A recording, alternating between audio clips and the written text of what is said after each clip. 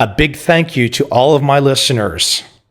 And if you would like to support this transmission even more and boost your trading account, go to trendfollowing.com/now. And without any further delay, on to today's show.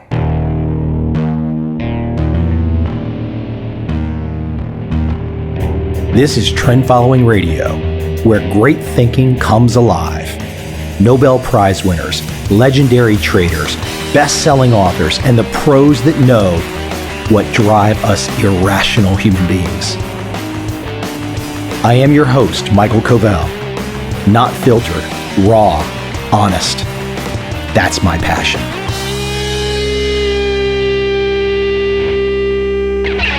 We all love the Terminator. We all talk about the red pill, the blue pill, the Matrix. My guest today is Robin Hanson, professor of economics from my alma mater, George Mason University.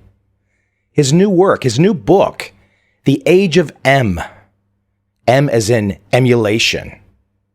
Robin is looking ahead approximately 100 years to see where things evolve to that point of singularity, that point of artificial intelligence. What will it look like? What will the world be like? And how, if we do look ahead to that future, how can it possibly help us today in our own time? A really interesting guy, great insights, and a book that will make you think. I hope you enjoy this conversation with Robin Hanson.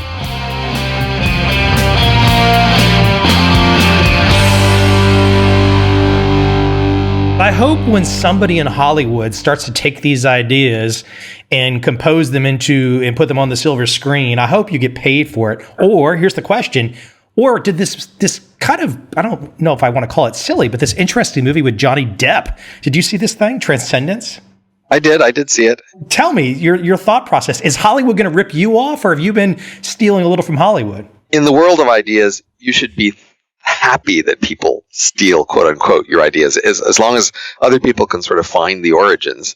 You know, the vast majority of people in the intellectual world, they put something out there and then it falls flat and nobody ever does anything with it. So I'd be happy if people picked this up and went with it. I'd be happy if people wrote stories in this. Of course, I expect that since what I've done is so unusual, it won't be that hard for me to claim credit if people do. Exactly. That's what's fun, though, because, as a guy that's written a few books, and I'm struggling this now as I'm working on this kind of like next one, and I really want it to be something that I think what you were striving to do would probably have reached on yours, which is something where it really causes people to go, wow, damn, that's a perspective. Yeah, so when you're like in with all the hip, cool intellectuals, you can sort of do a little variation on what they do, and you can probably expect to get credit for it if there's some credit. But when you're kind of on the outside, you have to do something really pretty different if you expect to get credit, because otherwise, all the cool guys will just, if they do see what you did, they'll sort of add a little bit to it and change the names and then kind of ignore you. I saw this TED Talk of yours. I don't know. It seems like you're becoming one of the cool guys now. Well, not yet, but we can always hope. Okay, let's jump right into this. This is, people love to have this conversation. It could be, around the family dinner table, bars, clubs, whatever. The quote singularity and the idea that I guess you're probably going to phrase it better than me, but the point where robots really are us. They can be just like us. I want you to lay this out and explain to the audience your thought process, the premise of your work. But for me as a novice, I kind of look at it, you're like, okay, there's a couple different ways we can get there.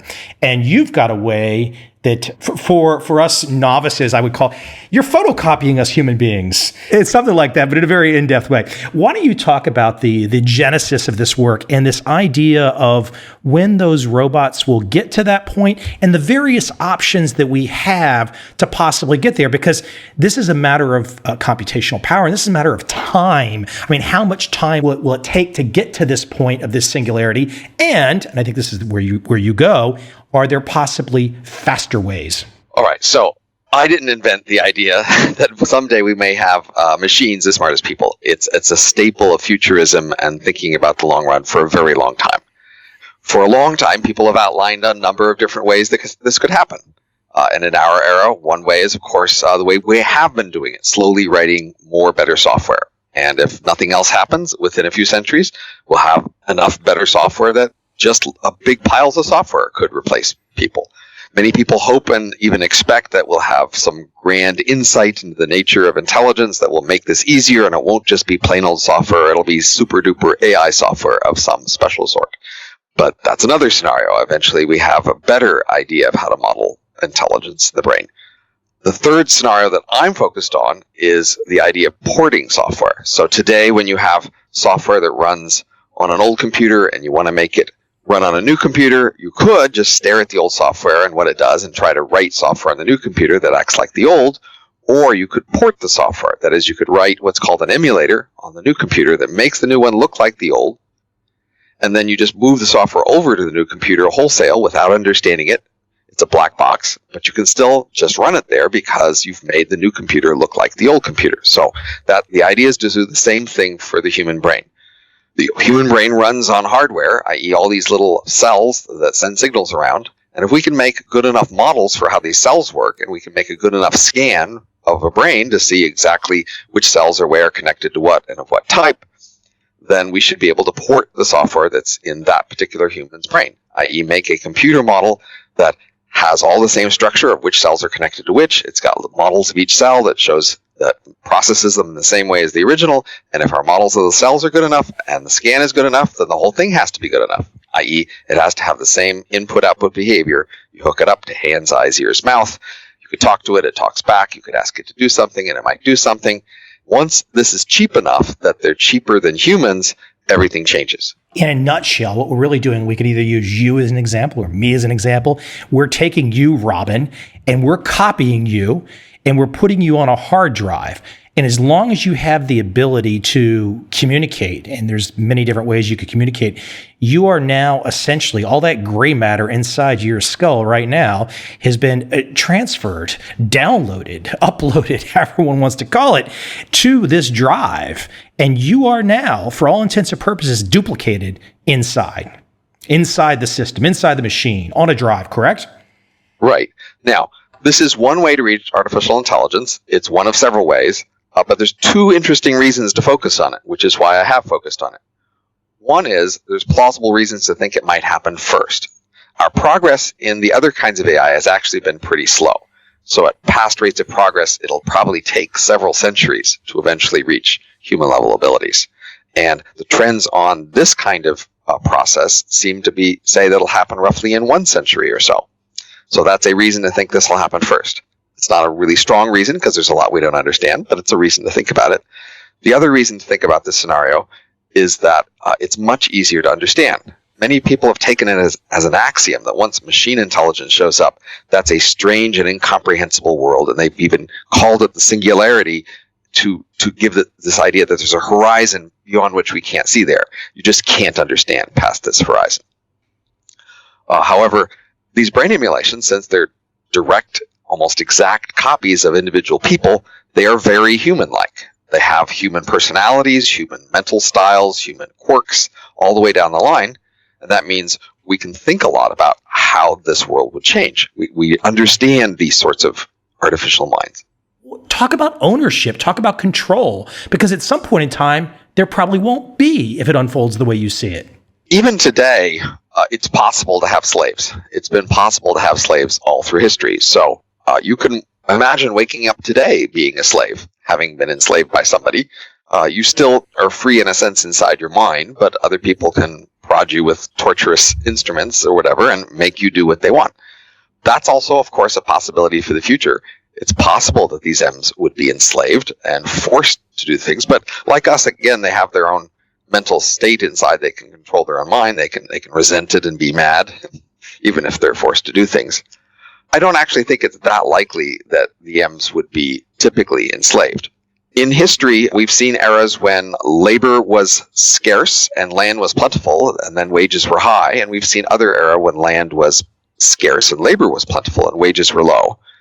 In those second eras, when wages were low, when wages were near subsistence, there actually wasn't that much point in owning slaves. It cost about as much to feed a slave as it does to hire a free worker. The times when it was worth owning slaves was when wages were much higher than a subsistence level. Then you could feed a slave for much less than it cost to hire a free worker. This emulation error is one of these subsistence wage errors when, in fact, wages are so low that there's not that much point in owning a slave. Not to say that it couldn't happen. There's just less of a pressure to do it, because why bother to enslave an M and deal with all the struggle and the reduced motivation that might produce when you can just hire free M's for about the same?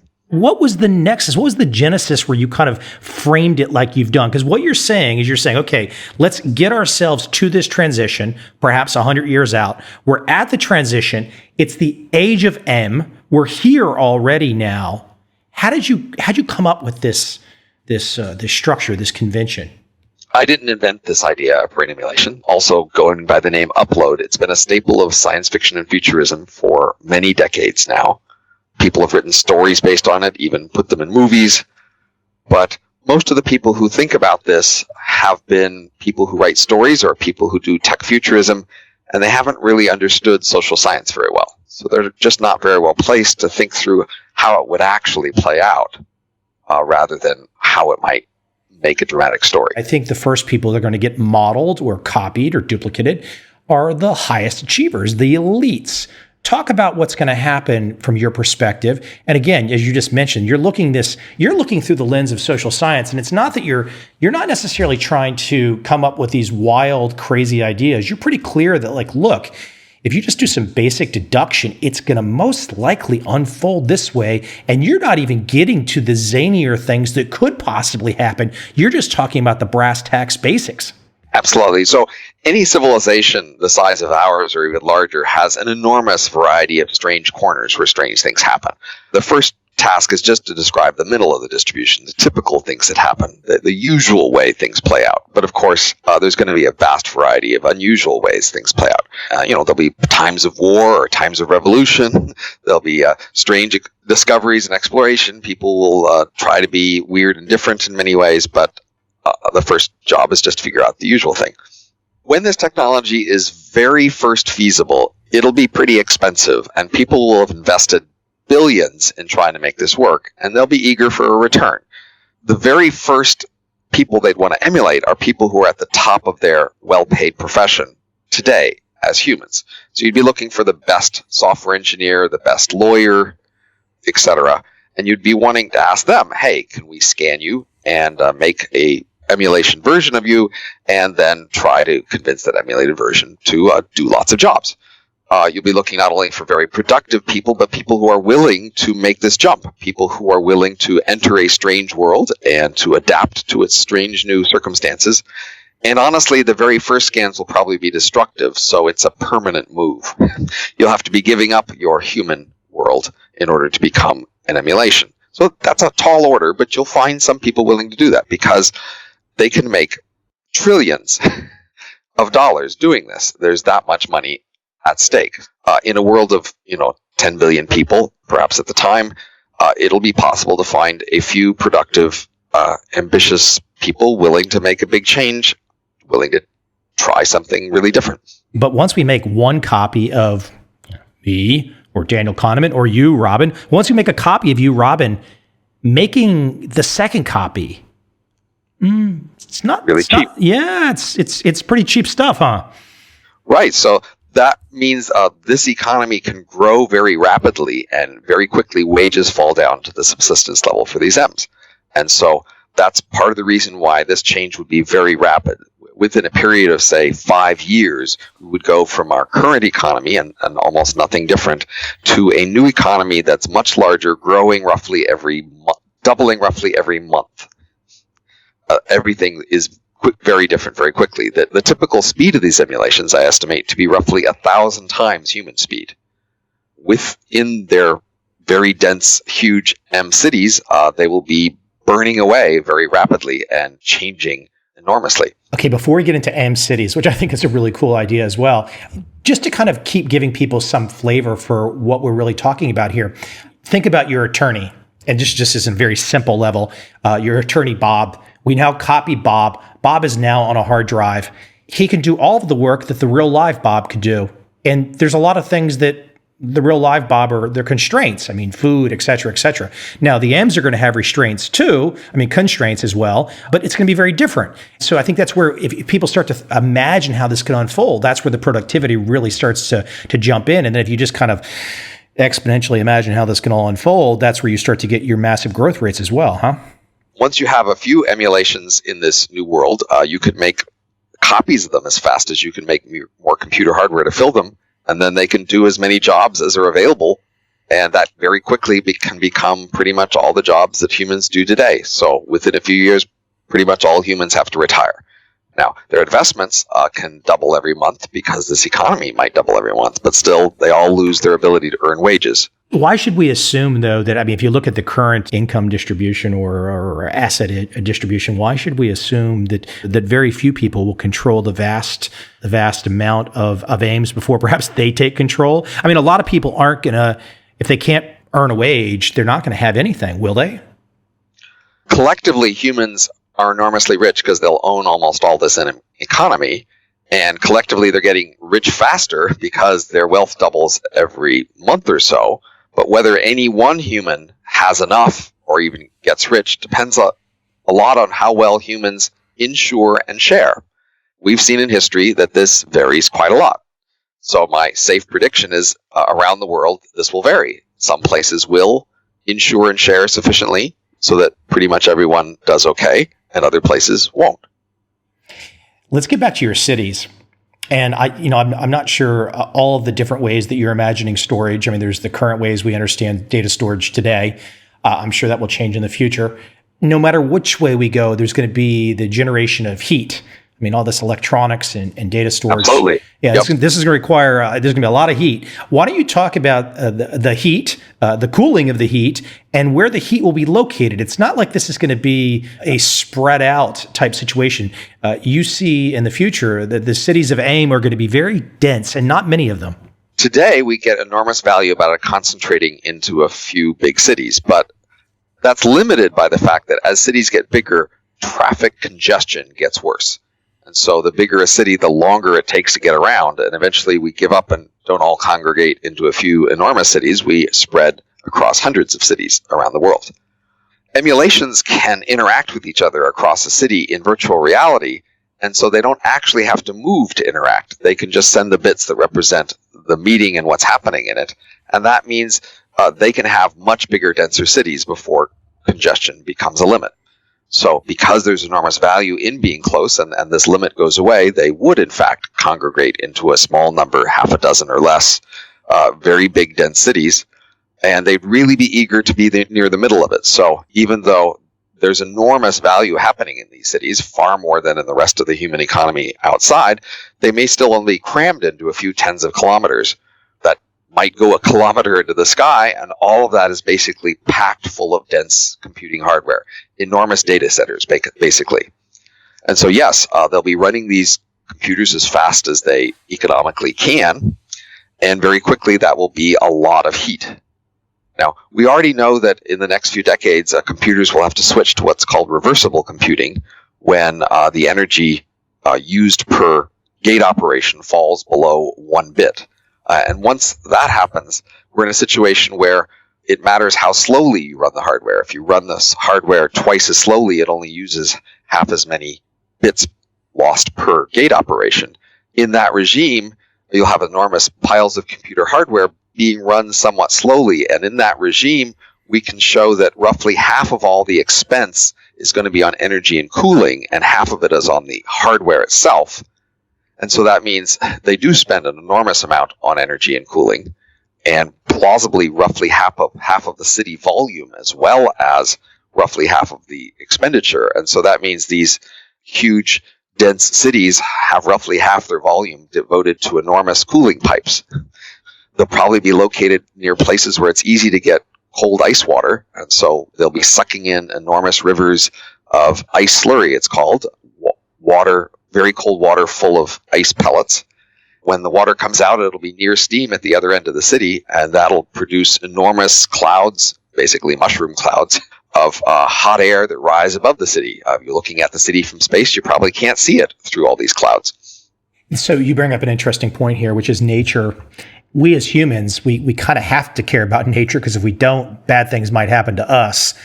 Do AIMs really have to care about nature much? They don't, do they? Right. They may care about nature. On the other hand, they may not. But they don't need to care in the way that we do. We really are afraid that if we kill nature, we will die. And that's a perfectly reasonable fear. And it does motivate us to take a little more care. Emulation sex. Let's just get right to the heart of the matter. I saw this really creepy picture of Mark Zuckerberg walking down an aisle in the last couple months. And there was 500 dudes in the audience, all wearing a virtual reality helmet. And it's worth opening up this Pandora's box of virtual reality and the M world, because emulations are going to have sex. Of course. But of course, they're not producing offspring, but it's going to be more recreation. So let's just talk first about virtual reality. Now, to a forager ancestor long ago, the world we live in, these big, dense cities, are alien worlds. They are not natural worlds. They are constructed. We find them perfectly reasonable worlds, but they are not where we came from.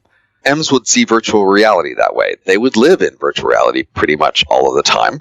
They would work there on their desk jobs. They would leisure there. And in virtual reality, everything can be beautiful. Their bodies are all gorgeous, of course. And they never need pain or disease or hunger. These are all very nice things about the world. And of course, that means they always have sex with beautiful bodies with enormous sensory input and detail. And so they all of these sort of things get awkward about sex for us sometimes. Those can pretty much be all taken away in virtual reality. So it always goes great. But of course, sex means so much to us symbolically because it's been the seat and the source of reproduction. And that's why, of course, our ancestors had so many rules and hang-ups, if you will, about it, because they had to regulate and control it in order to control reproduction. In the M world, they would retain all our human, habits and desires for sex and symbolic overlays, but they don't really need it like we have needed it to reproduce. So they can more treat it as recreation. It's hard to imagine they'd completely get rid of it. They might reduce somewhat their emphasis on it, but it would still be an important form of recreation. Now, they would reproduce, and they would reproduce via making copies, so it's plausible they will now layer more symbolic meaning onto the copying process, just as we have seen sex as somewhat sacred and extremely important and had all sorts of rules about who you should have it with and when it's appropriate, not when you shouldn't have it with, etc. They might see that in terms of making copies and forming new teams of copies. In your mind, is this a life form? I mean, they will see it as a life form, and so I'm mainly reporting how they will see it. I expect many humans during this transition will be conservative and think that's just a simulation. It's just something faking being a person. It's not a real person. And so I don't have to treat it with respect, and I don't have to care about them, and people will have that attitude, but obviously the emulations will not. And since they will soon dominate the world, it will probably be awkward to express such skepticism in public, around them at least, because they might even take offense. Where will public be? Because if I think back to this Transcendence movie I talked about, public for an AIM could be anywhere where they're connected. Sure, but in virtual reality, they would have common places they came together just like we do, in plazas and coffee shops and lecture theaters, etc. They would come together and socialize just like we do. Just because it's in virtuality doesn't mean it's any less real to them. M's are both capable of being immortal, and they would age and become forced to retire. They are basically stored as computer files, and so you can make computer files last forever. You can archive them. And so that means M's can last forever if someone pays for it. But of course, today's our houses and cars are in principle immortal if we keep paying to repair them, but we usually don't. So M's don't have to be immortal, but they do have to retire, because we see this robust phenomena whereby systems, as they become better adapted to particular circumstances, become more fragile and hard to readapt to differing circumstances. This is the source of software rot, as you mentioned. Old software systems slowly get harder to change. This may have happened to Eudora, may be happening today to the familiar systems that we use. It also, something similar happens inside ordinary minds. When we're young, we have what's called fluid intelligence. We can learn many new things, and we're flexible. As we get older, we acquire what's called crystallized intelligence. We are able to do many more things and know more things, but we find it harder to change how we think and to learn new styles. And that plausibly happens for M's as well. Once you've copied someone, George the lawyer, if you will, you start him out young, then he can learn lots of new legal principles as they appear in the M world. But as he gets older and the environment changes, he's no longer able to keep up with the new legal principles or legal technologies. And younger copies of him that are saved and made later and trained in new ways, they can outcompete him. And so eventually the older George must retire. That's also why the M's will typically have a whole sequence of versions of themselves around, younger and older. So they would know what their future is much better than we do. They would literally have other George lawyers hanging around, some of whom were trained a few years earlier and therefore a few years farther into their work cycle, and some of them trained a few years later and therefore younger. And they could talk to those if they like and exchange tips. And that's how their world differs from ours.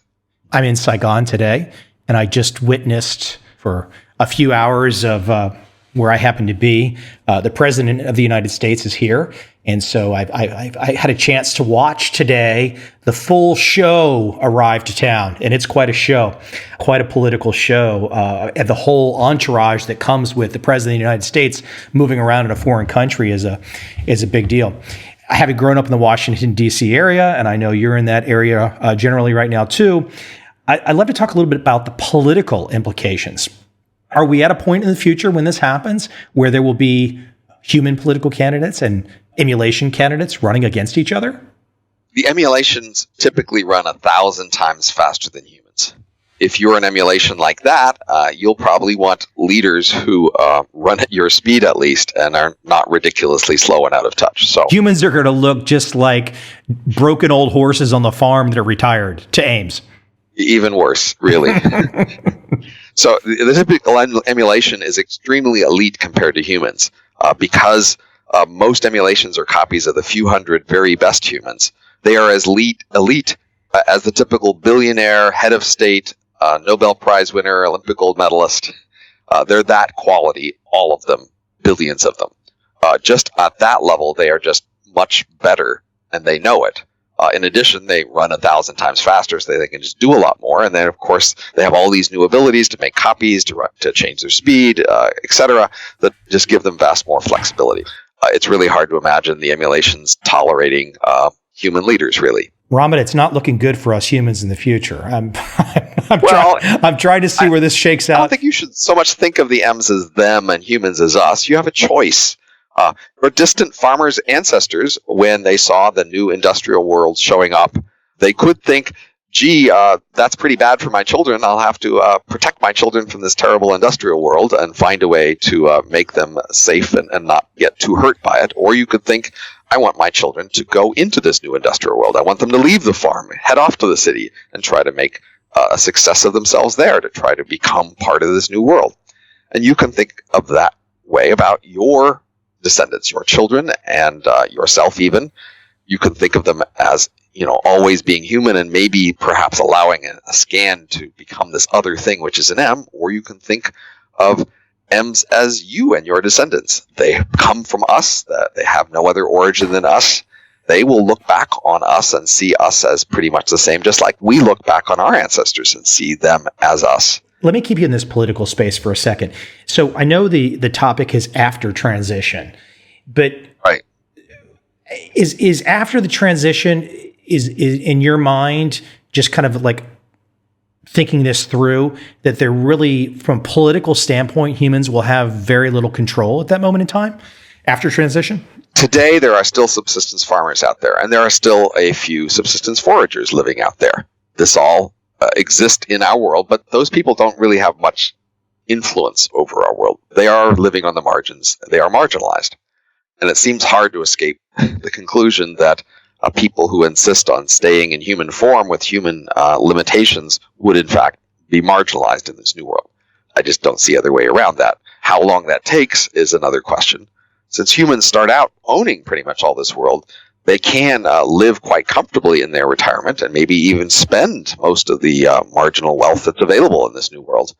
But they would spend it as retirees, spending their stock dividends rather than executives running things. Part of the problem in having this conversation for me is I just keep like replaying on one side of my brain as I have this conversation with you. I see Schwarzenegger and Keanu Reeves, and I see, it's Terminator and Matrix on the other side of my brain as I'm talking with you, and then the Transcendence film, and then you're making the case that it could possibly all end up well for us still physical skin blood creatures.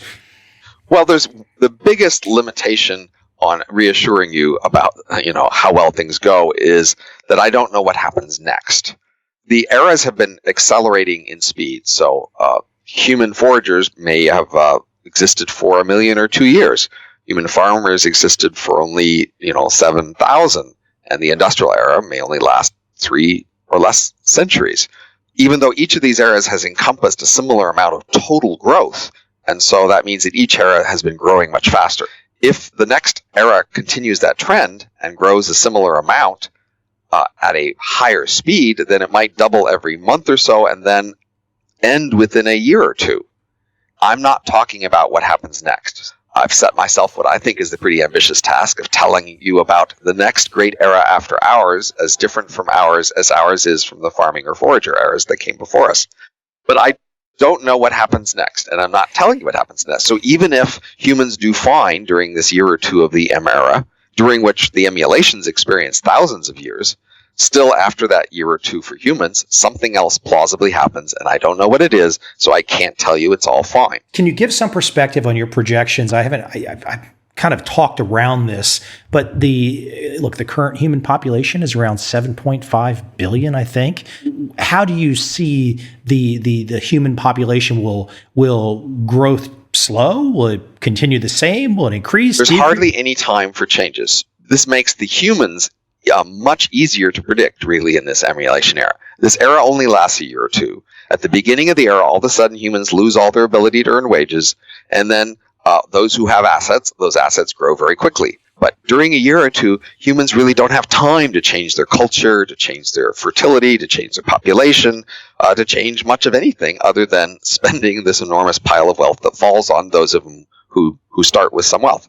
I think most people, when they think of, and I just mentioned the Matrix, which is more of a thought drive type world, but the Terminator was, look, Schwarzenegger, and we could all see this robot. But there will be some M's that have a physical form. Why don't you talk about the variations in those physical forms?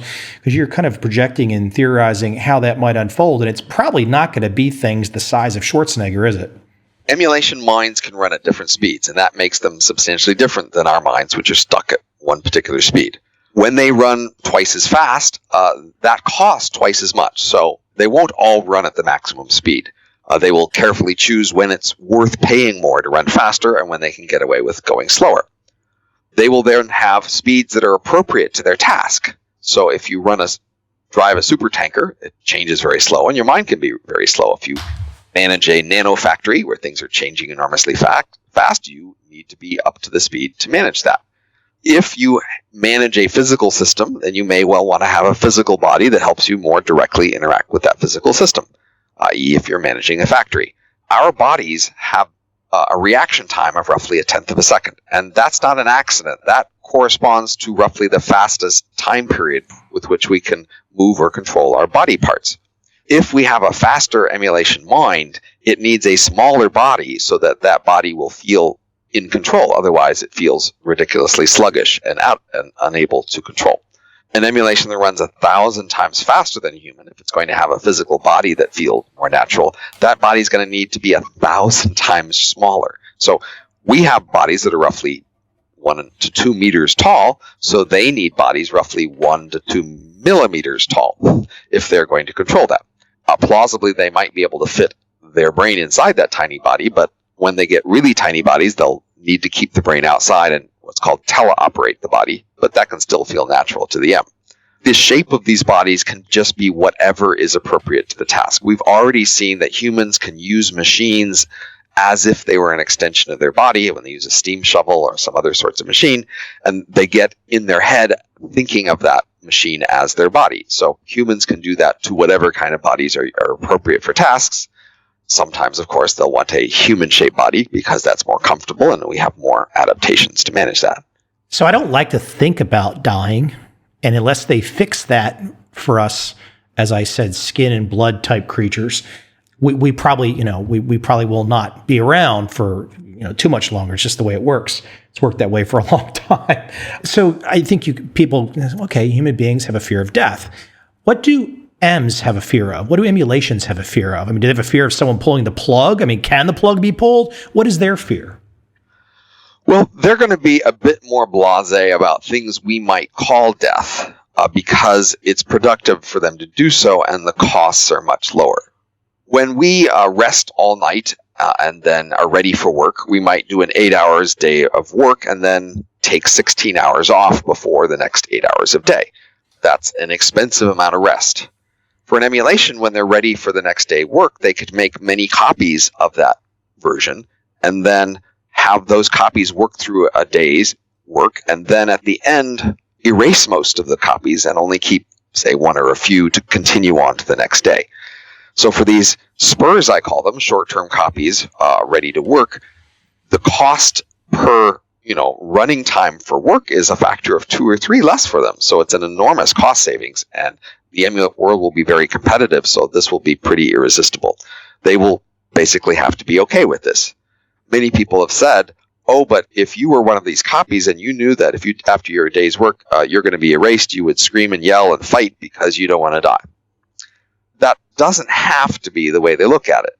So today, if you went to a party and at the beginning of the party you took a drug which meant that you would not remember that party the next day or ever after, at the end of that party you could similarly think, I'm about to die, this is terrible, and fight and scream, why did I do this to myself? But you probably wouldn't. You would probably just see this version of you at the party as a part of you that you don't remember, but it's still you. And the emulations could see it that way too. They don't have to see this copy that ends and isn't remembered as a separate creature who died. They can just think of it as a part of them that they don't remember. So they're much more okay with that kind of death because all that they're losing is a few memories that they don't value that much anyway because memories are expensive for them. Quote, do I want to remember this? End quote. And that just struck me because I think I have a lot of arguments with people these days, even a particular girlfriend. She's always, you don't remember such and such and such. And I really think a lot of it is I just don't want to. There's so much for us to know, and this should really get people thinking about how limited we are with the gray matter in our skulls. There is so much for us to know. If we attempt to, which is impossible, if we attempt to know everything, we'll go freaking crazy. So I've just reached the point where I just don't want to know some things, and I just forget it. Yeah, and you have that ability to some extent, but to some other extent, you kind of forced to remember your entire life, at least to some degree. For M's, when they take an activity, they think about it ahead of time. How useful is it to remember this? To remember the details of what happened and to acquire the skills that doing this will accumulate. For many tasks, they'll decide it's just not worth it. Not only do they have to pay for rest when you remember something, they also have to pay for aging. As I said, M's age with experience, and so they may rather not age as much by having a spur do a task instead of the main line. The big picture here of your work, if I think about this gets very philosophical. If I think about the copying, okay, we're going to duplicate me, and then we're going to, and it's like the old hair commercial, and told 2 friends and 4 friends and 16 friends, and next thing you know, there's who knows how many billions of me copies. How special am I at that moment in time? You have a flexibility in who you see as you. So honestly, if you look around in the world and you see there are 7 billion people out there, you might not feel that special already.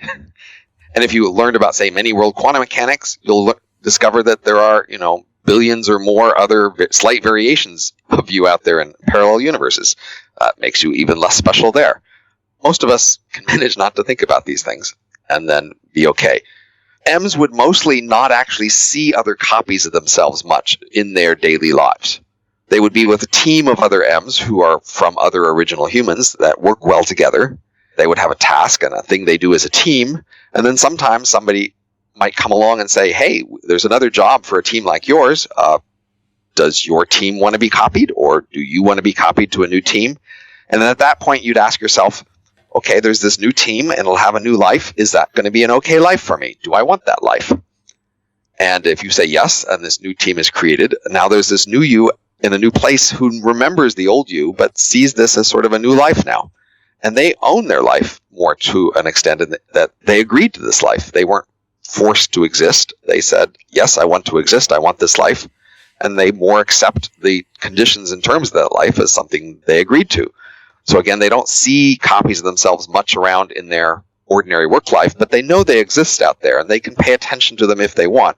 More likely, say, their clan, the set of all copies of their original, which has some organization, would offer, consulting services about, your life, basically based on all these other teams out there like you. Basically, they say, you're thinking of yelling at Sue. Well, this is how that's gone well.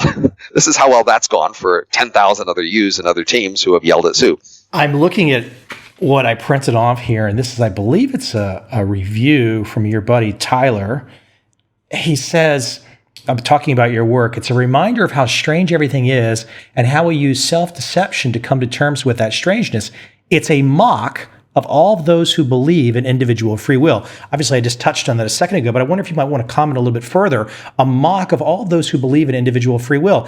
I mean, I guess, growing up and whatnot, I probably would have thought, okay, yes. Would you start to throw these topics on the table like you have with this work?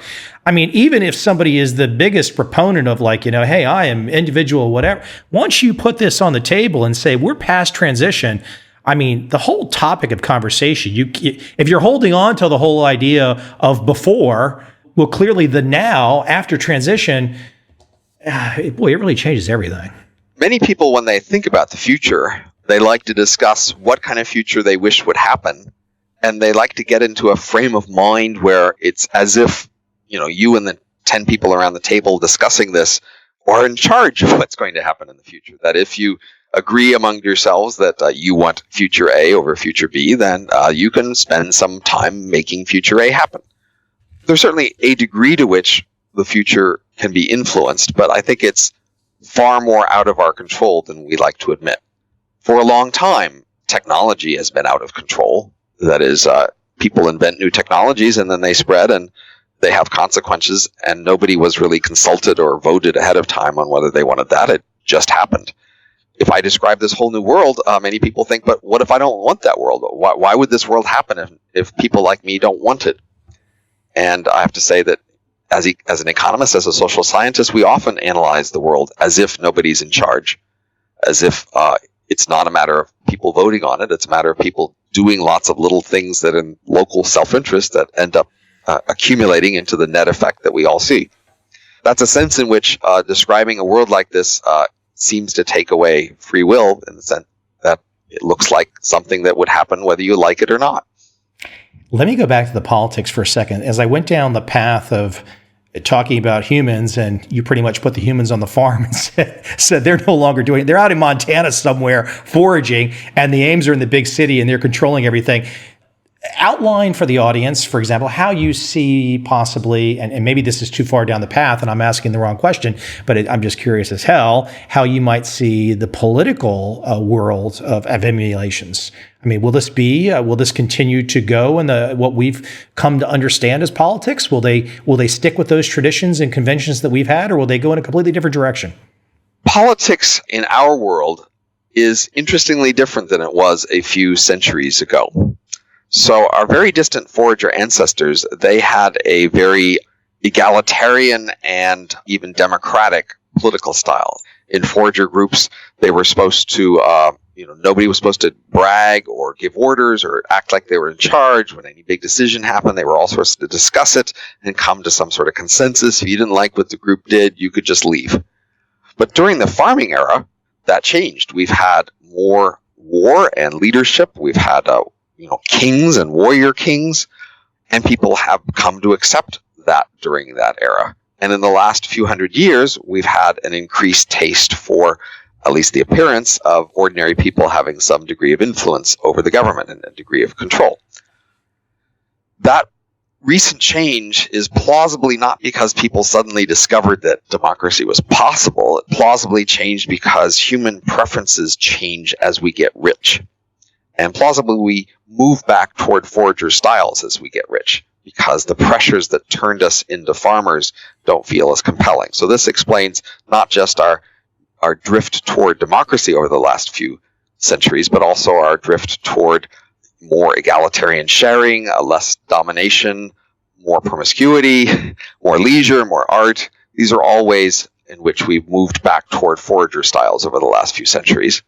And many people are very proud of this, and they've speculated that the future will be more of the same, i.e. as we continue to get even richer, we will be even more in this direction. We might, for example, become vegetarians because we will find it abhorrent to kill animals. That's all plausible if we continue to get rich per person, but that isn't at all guaranteed. And the M scenario is a scenario where it isn't guaranteed. It doesn't happen. The world, in fact, moves back in the other direction, back toward more of a farming style mentality to many things, probably including on politics. So there'll probably be less democracy, although still a substantial amount of democracy in this new world. And the M's will be more okay with strong leaders. Strong leaders have a number of new advantages in this world. For example, they can fill these sensitive positions around them with copies of themselves and trust their loyalty much more. And even if M's do have democracy, one M, one vote just won't work at all because of the varying speeds. With one M, one vote, basically just before an election, you'd make billions of copies of very slow M's to pack the election. And then it would be just who could spend the most on the election. So plausibly, with M democracy, they would have a speed-weighted voting. That is, if you ran faster, you would get more votes. And that is more plausibly feasible in the M world, but still not obviously the thing they want to go for all the time. Robin, we've covered a lot of topics today. I won't keep you. But are there any things that I've not brought up that you really think are really mission critical for people to consider? Look, it's one of these books where you just have to pick it up and dive in. We can only do so much justice to it in this conversation. But are there some topic areas or anything that you'd like to say that I've missed out on? I think just that overall point is the key point. Your distant ancestors, if they had heard a few quick descriptions about your world, they would have loved it or hated it, depending on which things were described to them first. Because there are many ways in which our world is fantastic, but also we have sort of given up on our ancestors' devotion to their religion and their family clans and their nations and things like that they might find horrifying.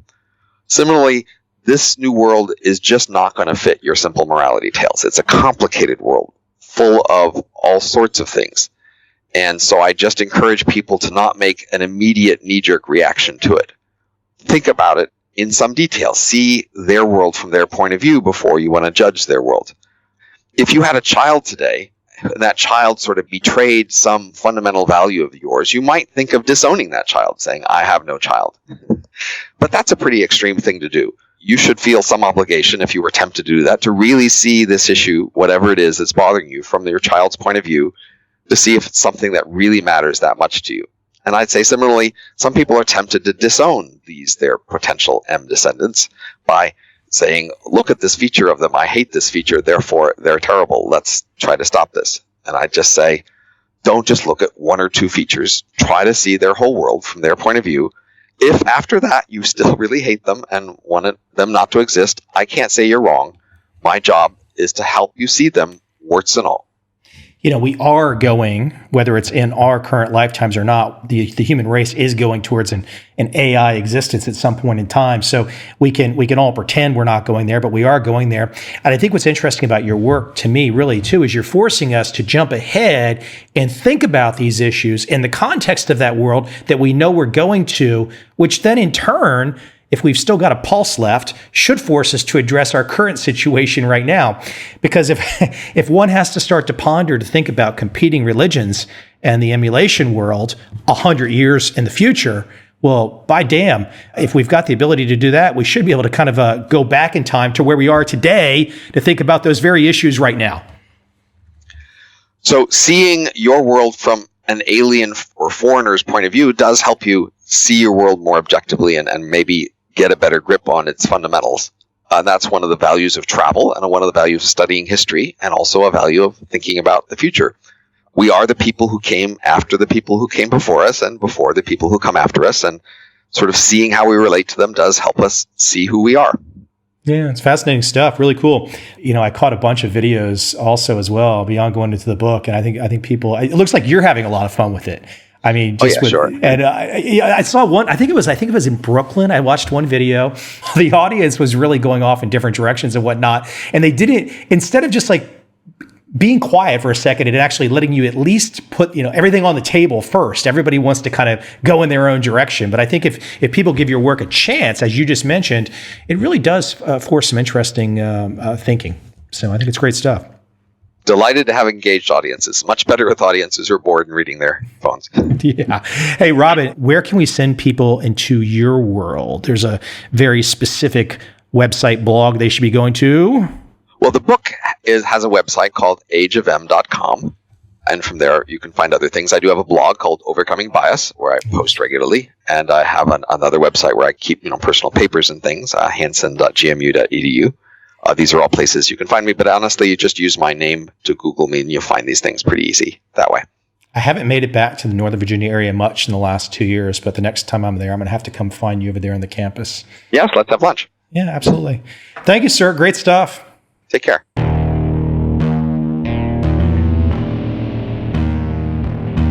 I see a time when those awake will understand how to make money in up, down, and surprise markets. Whether new trader or experienced, college student or financial advisor, protecting against a crash or just trying to make a lot of money, trend following offers everyone an answer in uncertain times. To get started immediately, send me an email, michael@covel.com. I will send you the right trend following steps to take along with my free video. But if you want to buy and hold, trust the government and trust Wall Street, this is absolutely not for you.